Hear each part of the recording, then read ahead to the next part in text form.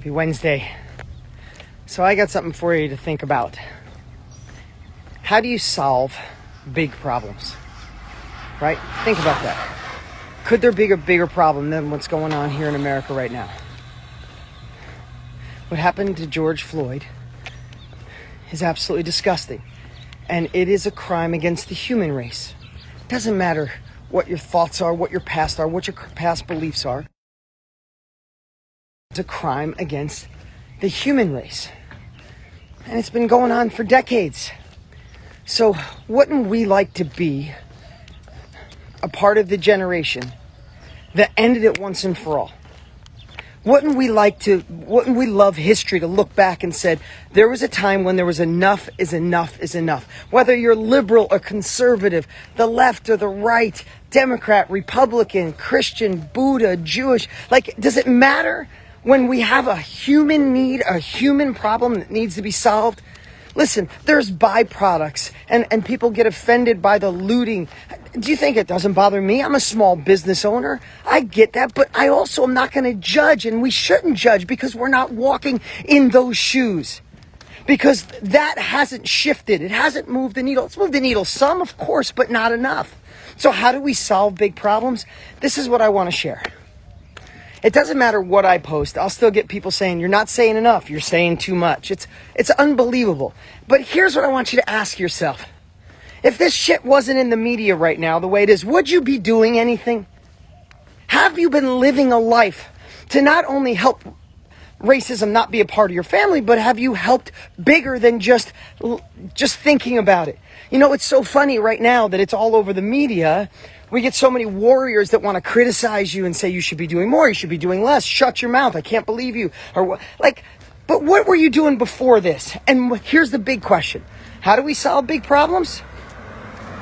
By not letting this die when the media goes away. I promise you in a month, this is not going to be in the media every day. It'll be something else, something stupid that Trump did or a war, right? When that media fades, what are you going to do? So I just want to call out those of you, and I'm proud of that you're here and you're speaking up.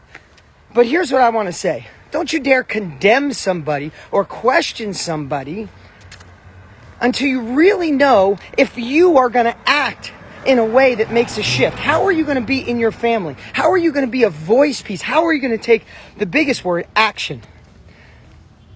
What I want to share is this. I want to be a part of the generation that fixes this. Anybody else? Anybody else want to vote on that? That our kids can look back and say, our family, our parents did this. Our parents shifted this. Listen, this isn't to brag, and you never hear me talk about this. But when I realized how many people went to bed hungry in America, I got obsessed. And I fed and provided over 7 million meals in the last couple of years alone. Black, white, and brown people. Helping where I can. When I found out about human trafficking and human slavery, I didn't come on here and brag about it and tell you. But do you know that 2 months ago, I cut a check for $500,000 because every $2,500 saves a man, a woman, mostly children, black, white, and brown. $2,500, an amazing organization goes in and steal those kids back and help rehabilitate them. I spent $500,000 on that. I didn't come in here and say, look at me, why aren't you doing more? I'm not shaming you for not doing it, but that's what I did. And in something like this, I have plans to do stuff deep and big. I probably won't share, but I'm making a difference. I'm not just talking about it. I'm not criticizing other people. You want to be a player? You want to make real change? Don't just talk about it, be about it. You want to shift shit? Action shifts. Talk does nothing. I have no idea what it's like to be a black man, and I won't try to pretend I could put myself in those shoes, but I have empathy up the ass, and my heart hurts. My heart hurts for all of this that's going on. I have chills. I've been emotional. I've had to watch my children who don't see color come to me and say, Dad, how could this happen? Dad, please explain to me how that could happen to someone. And I don't have a good fucking answer. But I know this, I ain't going to sit around and fucking talk about it. I'm not going to criticize other people if they didn't put their black box up in time or they didn't speak up loud enough or quick enough. I'll criticize you. Listen, we shouldn't be guilty if we're white, guilty if we're brown. You know what we should be fucking guilty about? If we don't do anything. That's what you should be guilty. If you turn a blind eye, when the freaking media stops and you go back to without thinking about this and now making better conscious choices and not doing your research and involving yourself in this community, this world where we can unite the human race. If you don't do that, then you should feel guilty as shit. That's my message this morning. We want to make change. Let's fucking make change. Excuse my language, but there's